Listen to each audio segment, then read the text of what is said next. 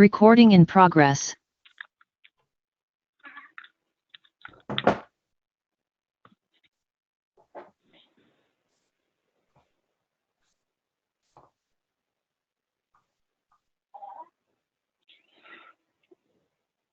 Good morning.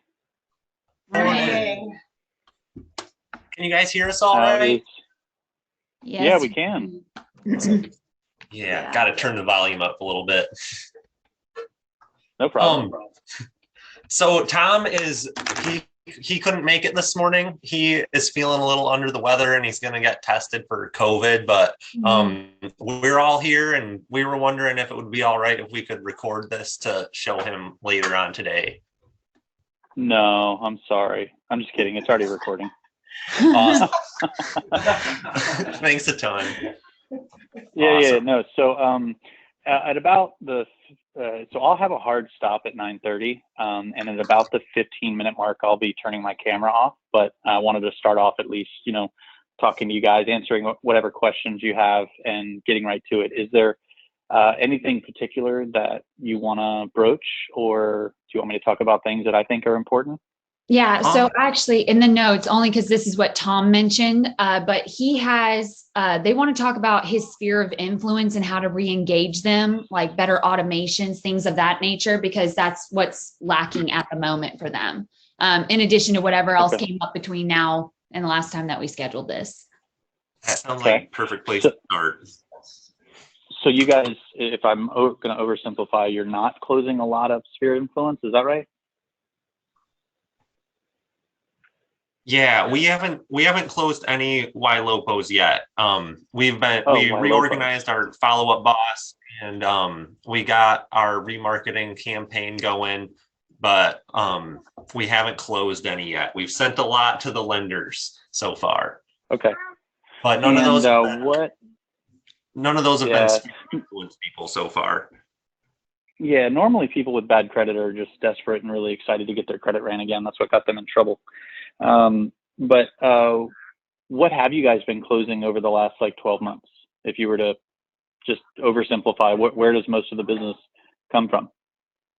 I guess that would be more sphere of influence, just like not in the system, but like our own. Okay, got it. Yeah. Okay.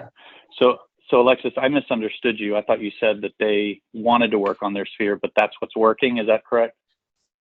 So I think the difference is, the closings that the team has had are coming from sphere of influence, but we're not feeling like the Ylopo advertising is hitting the sphere. And I think that was Tom's initial hope, was to get that remarketing, get that advertising going to his sphere. Okay. If that makes sense. So yeah, it makes total sense. One of the greatest value adds that Ylopo brings is it's able to get the consumer, whether it's your sphere or a lead, to actually use your website. I run a team in Virginia Beach. I've been doing this for 20 something years now. And we sell 800, 900 houses a year. And I've never, until Ylopo, been able to keep the consumer on my website. They always went back to Zillow or Redfin. So dynamic remarketing works, but when you look at your database, so let's say you guys have 1,000 people each, just to keep my math simple.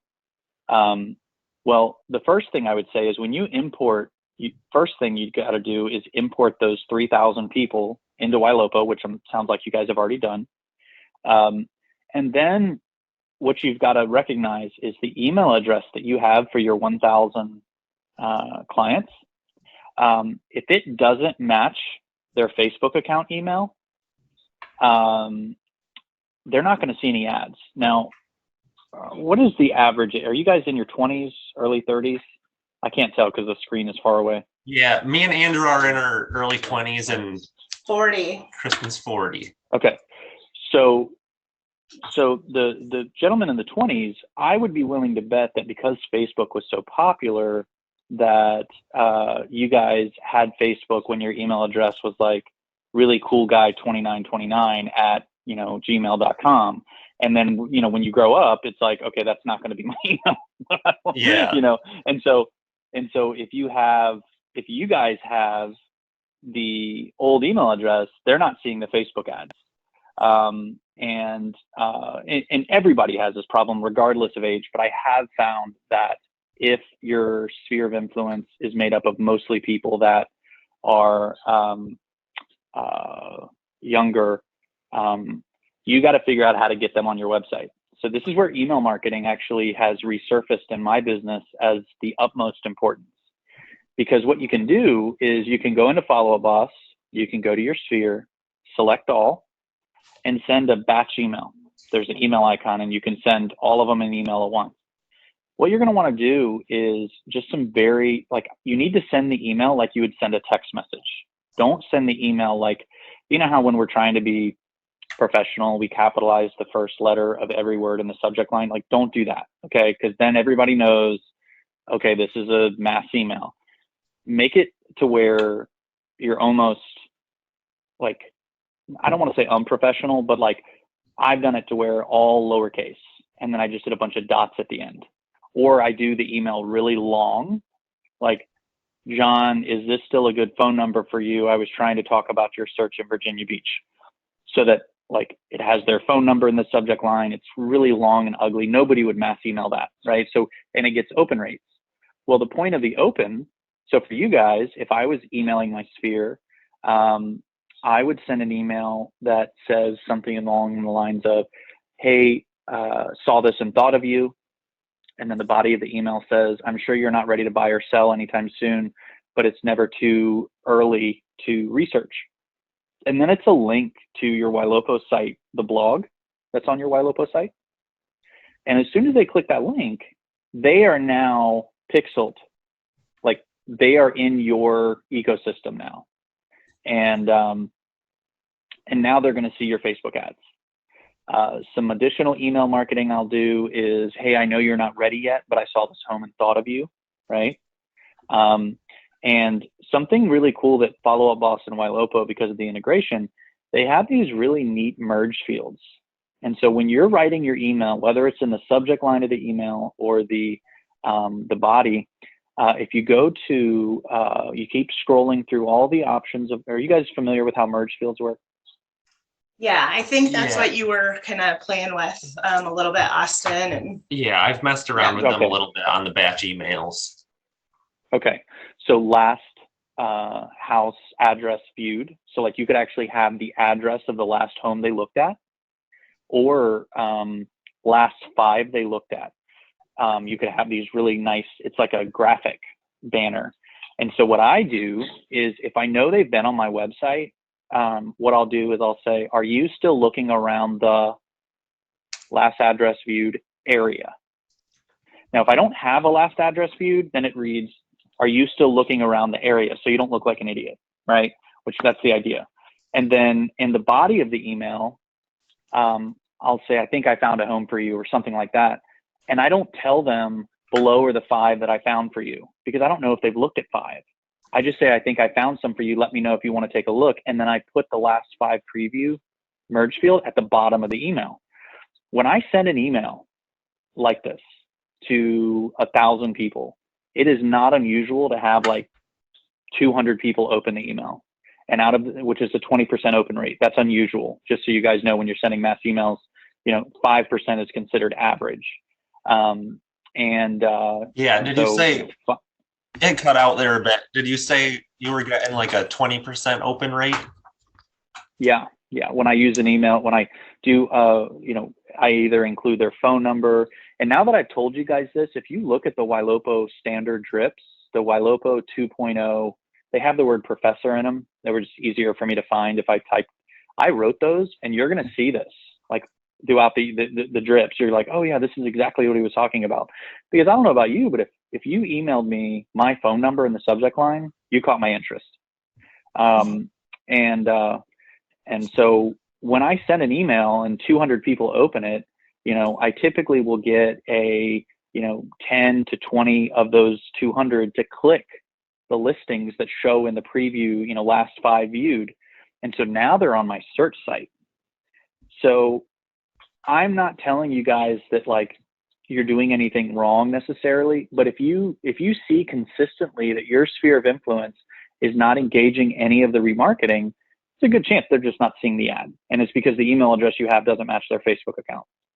The other thing I would say with sphere of influence, have you guys played with Diva remarketing at all? No, not to my knowledge. All right. So Diva stands for dynamic video ads, not like a super hard to deal with person. That's not what I mean when I say Diva. It's dynamic video ads. And for like $200, you can reach about 5,000 people.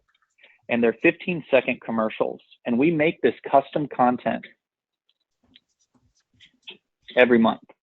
So every month we're creating, like I think tomorrow, a bunch of Christmas Diva videos come out. And they're already in there. They watch. Oh, they are? Okay. Yeah. So like, you know, we all talk about branding. We all, as agents and business owners, are like, yeah, branding, you know, it's important. The reason why we don't spend money on branding is because, like, I personally have never had anybody that said, hey, Barry, I saw your Christmas commercial with Santa Claus. Will you sell my house? That just doesn't work that way, right? Like, there's not, but there's this 1-2 punch of they're seeing houses in their newsfeed from you. They're seeing videos from you. And they're also getting listing alerts. Now, another question I have for you guys, when you uploaded your sphere of influence to Ylopo, did you send a welcome email, like welcome my new website? I don't know if Tom did that because he imported before most of us were a part of the team here, but I know that we are planning on using BombBomb pretty soon here to just do an introductory text message or email to any new lead who comes in. And we were considering sending that introductory email to everyone who's already there, especially the old leads, and just see if that could work to re-engage them. Because one of the issues we ran into when we started calling people is that they didn't know that they were going to be contacted by a person. So yeah, I had used the Ylopo Facebook success group and asked in there how people were using BombBomb, and that was one of the ways that I heard works really well. And we're kind of balling on a budget because we're pretty small team, so we'll probably try to use BombBomb for most of our video marketing to them going forward, at least for the foreseeable future. So totally fine. What I would recommend is that after Tom approves, Ylopo has a, hey, we have a new website. We'd love for you to check it out with a link to it. The deliverability of that email is insanely high, meaning it's not going to go in people's spam. And it has your search site, like, hey, check out my website. So going back to my original discussion, I would tell you that sending a welcome email and sending listing alerts to old leads is the fastest way to get them to re-engage. You wouldn't think that it is, but going back to the fact that if their email address doesn't match their Facebook account, then, you know, it would make sense why, you know, you got to do these things.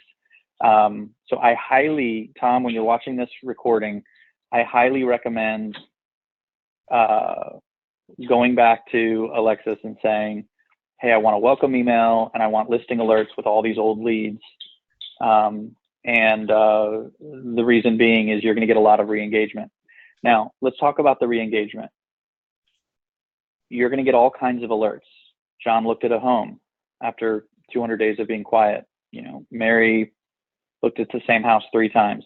None of those things are like super exciting. And what I want you to do with all these alerts, I just kind of want you to jumble them together. And when you see an alert, set aside the specifics for a moment and just say to yourself, okay, this is someone that is engaging in my website. And what I want you to do, if they've been in your database for like longer than 30 days, here's the script I want you to use. And the script results in about a 33% appointment rate for my team in this exact scenario.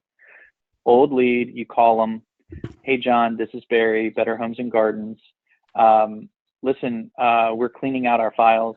you've been in our system a while, and I was going to remove you, but I don't even see in the notes if you ever bought a home. So I figured I'd ask, are you still looking for a home, or have you already found that place? If they haven't found a home yet, oh my gosh, what the heck happened? You've been looking forever. 33% of the time when we talk to the person, it results in an appointment, because it's like an administrative call. It's not a sales call. And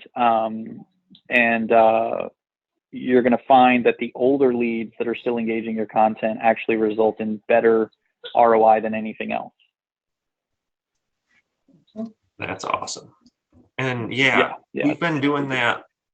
Not exactly that, but I had sent out a batch email about a month ago to 200 or so old leads that were between like 60 days and 120 days from their last activity.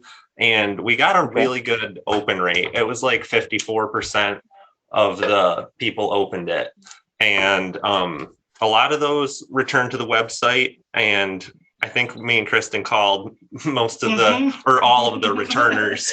And the issue that a lot of our leads have is that they're not able to get pre-approved, and they're like older adults. So they've had like a while to get their financial situation together. And we try to provide like as much motivation as we can to get them pre-approved, and we put them in touch with lenders. And I was wondering if you have any other strategies for motivating people to get pre-approved. Yeah. Any specific scripts or anything?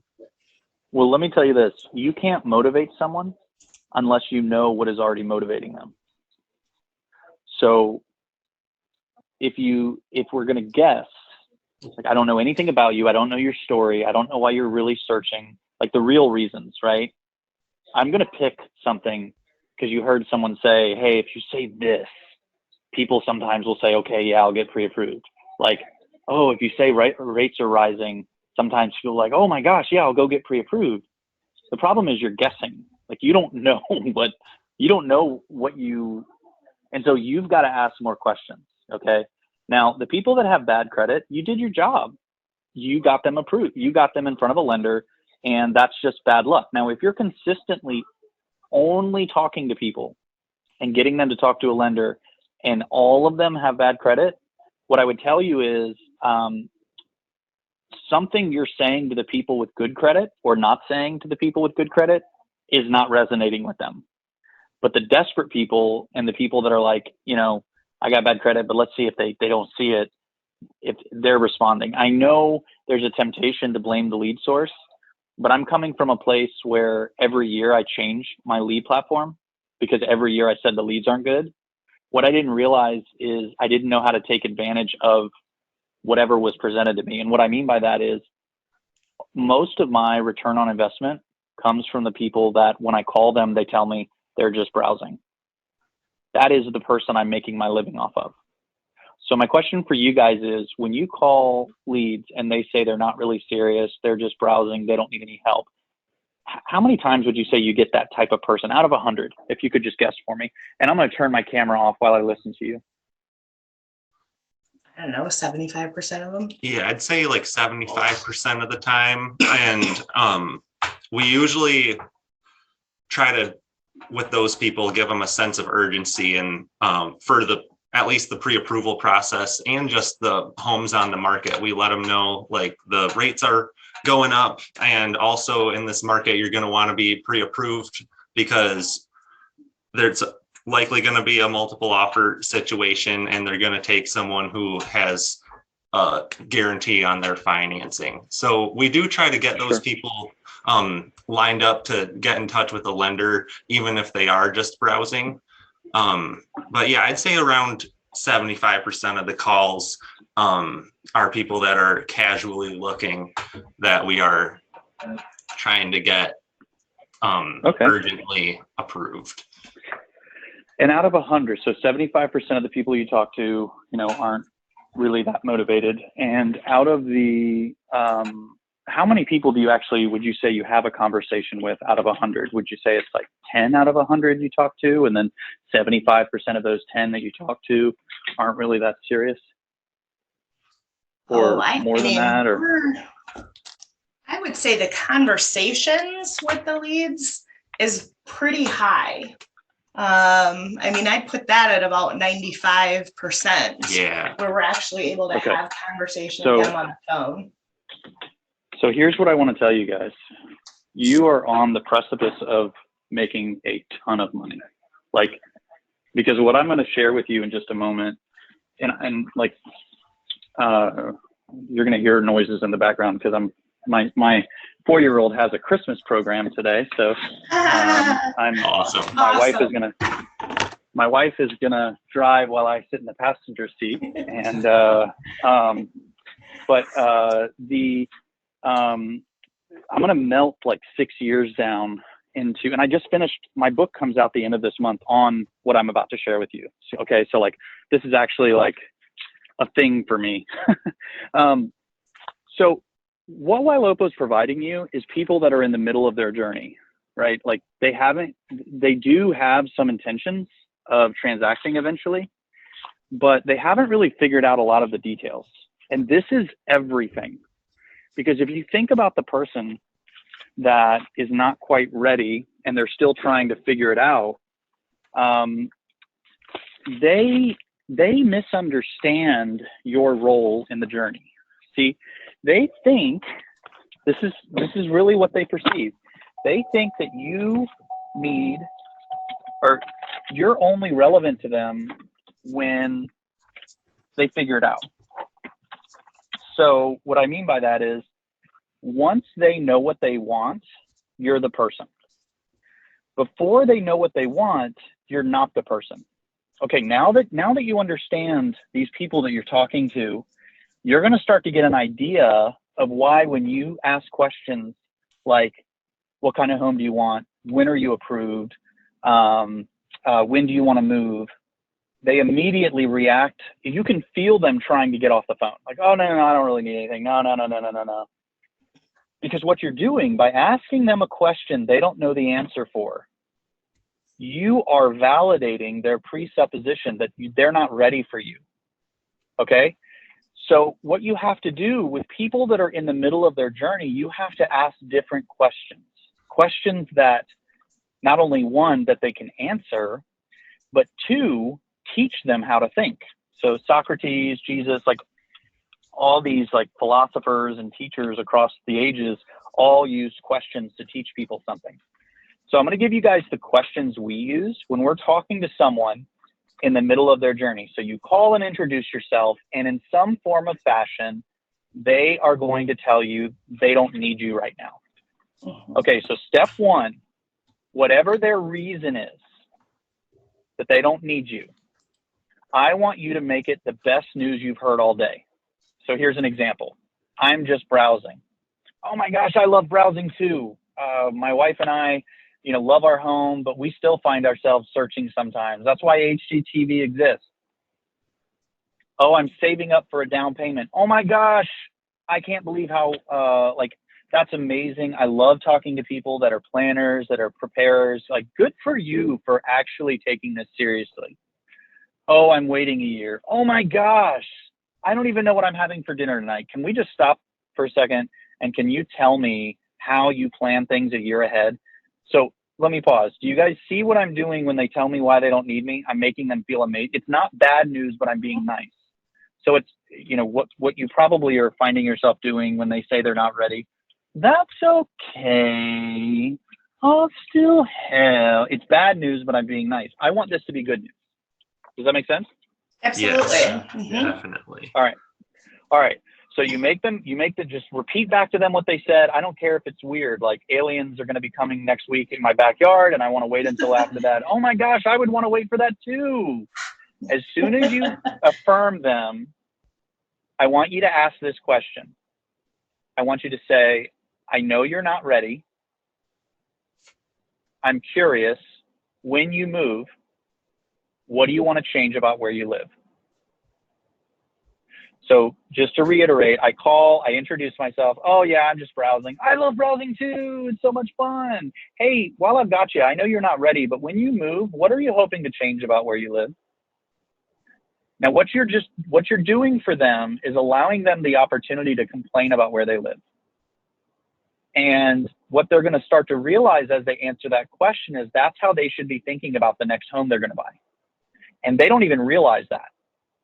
And so suddenly this question, it's a discovery question. This is what therapists do. This is why people love going to therapy, because like they just ask questions and they lead you down the path of self-discovery. And so that's what you're doing with this middle of figuring it out person. You didn't ask them what kind of home you want. You asked, when you move, what do you want to change about where you live? And then they complain. Now, when they complain, I want you to use that as an opportunity to have authentic connection. Okay. So, I don't want you guys to try to become fake friends with the leads. And what I mean by that is like, I don't really have time for my real friends. I don't need to try to connect with what high school I went to with a stranger. Like I don't have time for it. I'm not interested in it.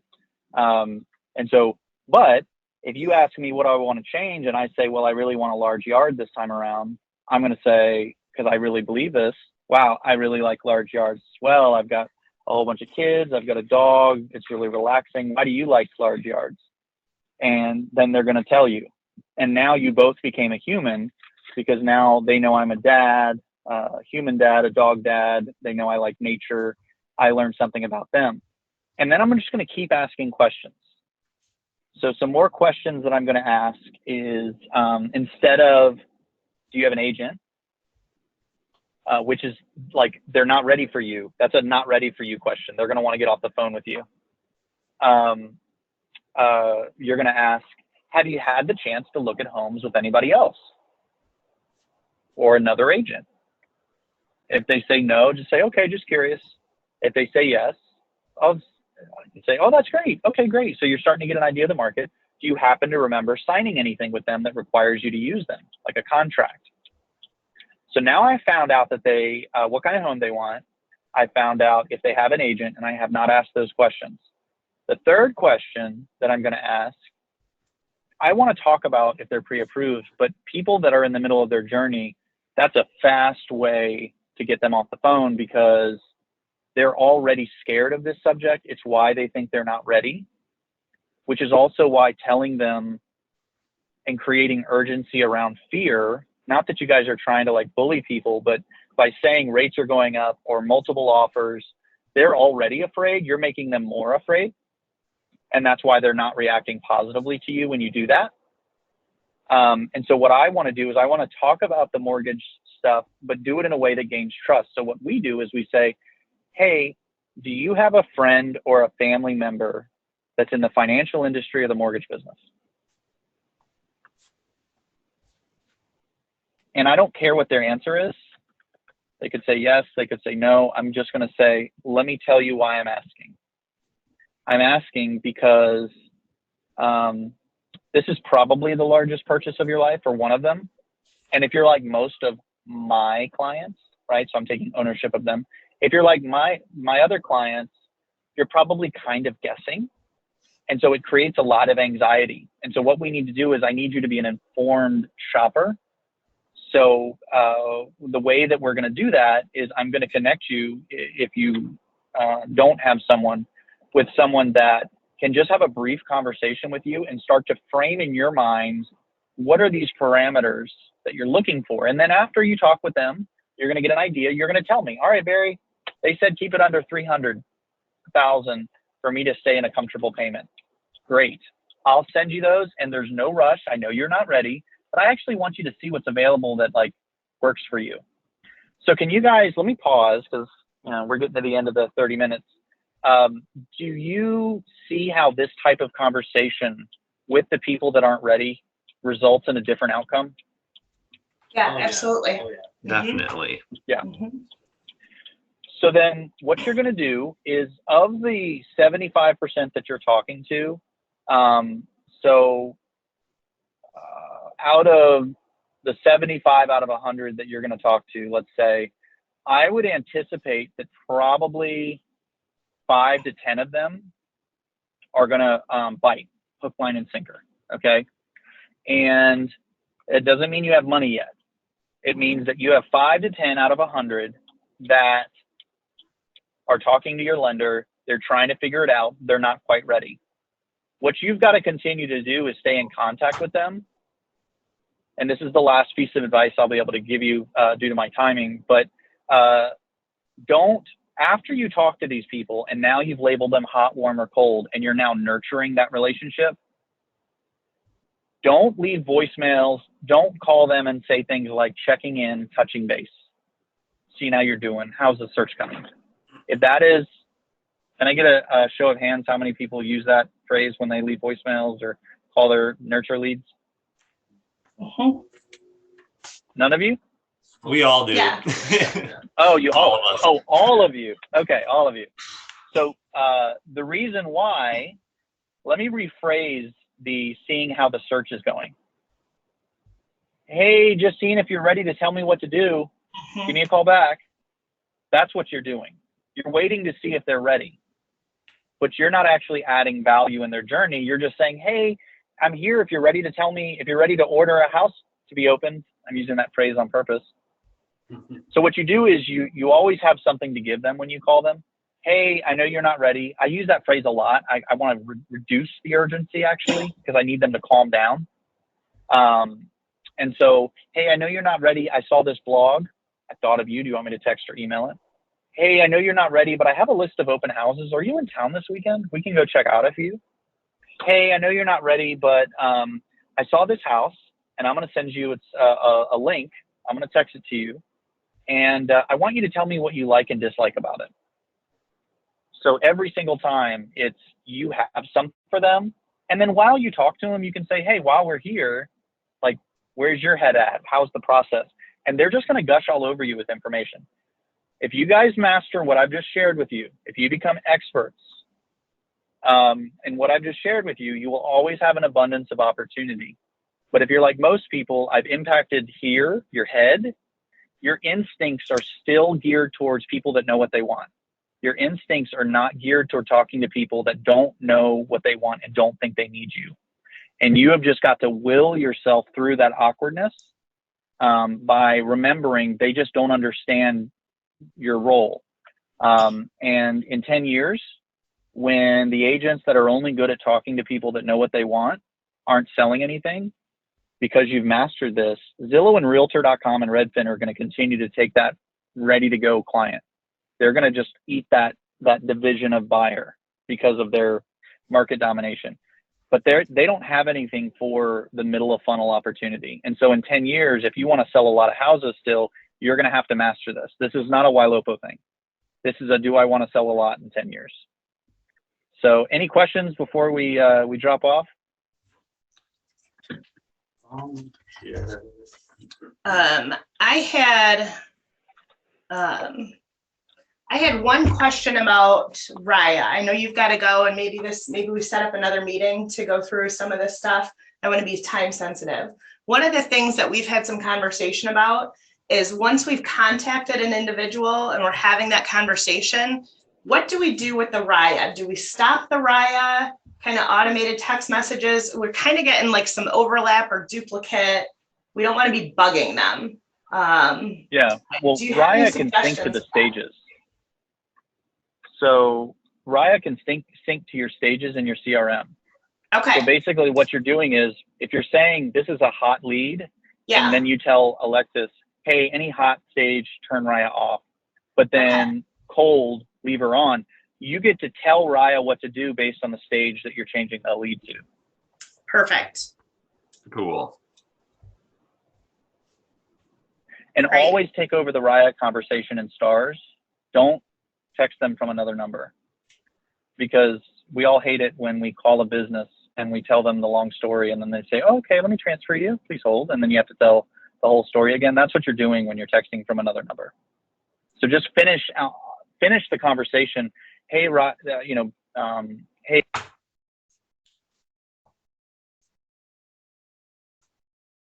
Oh, I think we lost you.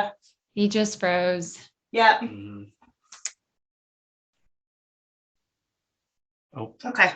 Well, I know he's got a hard stop. I think that It's okay. kind of helps us a little bit. Yeah. So what I just went ahead and did before we hop off here. So I went because like this is something that would have been set up during onboarding the Raya settings for your guys' account. What I just went in and did on the back end of our API, if you mark a lead a hot lead, active client, pending, passed, or closed, they automatically stop the Raya conversation. Okay. So Perfect. if there's any other lead stages like sphere of influence, because I know that's Tom's list, but if that happens, like if you guys have another list where you're like, hey, if I mark them in this stage, I don't want Raya texting them, let us know because that's something I can update on the back end. Okay. Sounds So good. what, I just want to write those and make those noted. So hot, active, client, pending. So I see my screen right here. I don't know if you guys can see this far away, this bottom section. Yeah. So these are all your lead stages right now. So I did hot, active client, pending. Oops, I accidentally unchecked it. Pending, passed, and closed. Okay. Yeah. Awesome. Yeah. So I think that will be helpful. And because I think it's the hot clients that we've been like having calls or conversations. And then I'm like, oh, wait a minute, Raya just texted them. That was something we already talked about. Like that. That doesn't look good. Yeah, I apologize because like before you guys had my account, this would have been something another account manager would have done for you. Sure. So I had no idea you guys didn't have that set up. So that I apologize. Okay. But no, thank you for getting that done. Yeah, the other thing though that I wanted to let you guys know about in regards to remarketing. Oh, Barry's back. Hold on. Can you hear us? Give me I don't know if you can hear us, but in regards to remarketing. So I did have all those additional remarketing, like branding ads added since the last time we spoke, because Tom was like, hey, he wanted to get the more people re-engaged. So the Christmas ones that Barry was talking about, those ones alone have performed so incredibly well. But the budget, because we had it sitting at 100 and we added more of the leads in like within the last month or so. So the budget has already spent through. So we might need to talk about upping it. But the new ads that we've added in there, they're already getting a lot of traction. So that's what I wanted to tell you guys, that those videos have really helped, the dynamic ones. But if Tom wants to target specifically something for his sphere of influence, let us know, because we can create custom diva ads like Barry was mentioning for any ideas that he might have in addition to the ones that we added in already that our team created. So those ads, Barry kind of hit the nail on the head with it, but they get better traction than pulling like carousel ads from like the MLS, right? I don't know why. People are just more likely to interact with videos. So if we can add more in, videos is my suggestion, but our team can create those and it's no additional cost. They just add them in there and they're in for life for you guys. But yeah. Do you have like an example of what those videos look like? I can actually share I'll share my screen. So this is your guys' one right now. So the ones that we had playing was Seller's Market, Home Seller, and HomeBot. So if we just view the ad in the dashboard, not sure how many of you have access to it, but these are the videos. This one's the HomeBot one where it engages them to, oh, darn it. Okay. So my Chrome browser always times out, but that's what they look like. Yeah. So this is what the short little videos look like, but they're small, short, and they just engage with them. So from what you guys, I don't know if you can see this right here, but since we did this last time, you had over, what is this? Like 268 people engage on this one, 265, 312. So that's really good to see. But the reason I'm saying we might need to up it is because we're already halfway through the month and the marketing budget is at 0, which means it's saying it's already spent. So your people that we added in, they're interacting with the ads, but there's just not enough to cover like the average. We want it to be seen 7 times. And right now it's hovering between 5 and 4, if that makes sense. Yeah. Gotcha. Yeah.